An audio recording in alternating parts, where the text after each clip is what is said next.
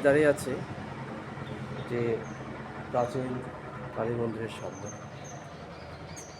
একদম প্রকৃতি ঘেরা গাছপালার মাঝে মায়ের এই মন্দিরটি, এটাই জানিয়ে দেয় যে মা এখানে কত পুরনো। তা আমি মায়ের এই মন্দিরে আসতে পেরে খুবই সৌভাগ্যবান, এবং আমি যেখানে আসলাম হয়তো মাই নিয়ে এসছে। হাঁটতে হাঁটতে চলে এসেছি মায়ের মন্দিরে। মাকে প্রণাম শেষে মায়ের সাথে কথা বলে গেলাম।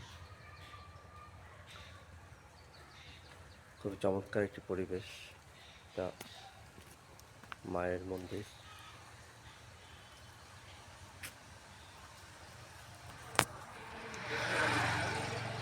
খুব সুনসান পরিবেশে মা বিরাজমান। জয় মা।